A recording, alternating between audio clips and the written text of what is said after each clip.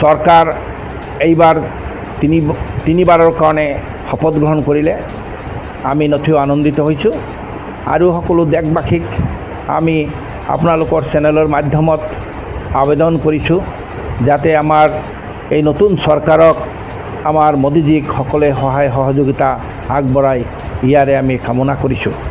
ৰাইজৰ আশীৰ্বাদ আমাক তৃতীয়বাৰৰ কাৰণে চৰকাৰ বনাবৰ কাৰণে যিখিনি সহায় সহযোগিতা আগবঢ়াইছে সেইকাৰণে আমি ৰাইজকো অশেষ ধন্যবাদ জ্ঞাপন কৰিছোঁ। আমাৰ যশস্বী প্ৰধানমন্ত্ৰী নৰেন্দ্ৰ মোদী ডাঙৰীয়া সকলো দলক আৰু ভাৰতবৰ্ষক আগুৱাই লৈ যাব বুলি আমি আশাবাদী। हायर सेकेन्डारि उथ्रिनाय फरायसाफोरनि थाखाय गोजोनथाव खौरां। BA सेमिस्टारनि थाखाय गोविंद बसुमतारी कलेजाव मुं थिसननाया सोलिगासिनो। गिबि मुं थिसननाय 100 फरायसाफोरनि थाखाय स्पेशल अफार आरो गुबुन गुबुन रोखोमनि बेसेन नाङै क्लासनि खाबु होनानै मुं थिसननायनि हाबाफारिया गोविंद बसुमतारी कलेजाव सोलिगासिनो।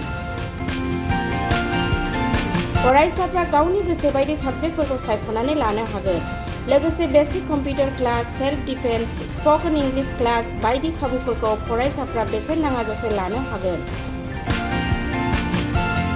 बे कलेजाव गासैबो फरायसाफोरनि थाखाय फ्री बासनि सार्भिसनि राहा आरो बिजाब बाख्रिनिबो राहा दं। आरो बे खेबनिफ्राय भिउ सेन्टार अदेबानि एग्जाम सेन्टार महरै फरायसाफ्रा गोविंद बसुमतारी कलेजावनो आनजाद होनो हागोन। गोविंद बसुमतारी कलेजाव एसेल' बेसेनावनो मुं थिसननानै कलेजनि राहानि खाबुफोरखौ लानो हागोन। रोखायै मिथिनो थाखाय फारियै होनाय जानबुं नाम्बाराव कन्टेक्ट खालामनो हागोन।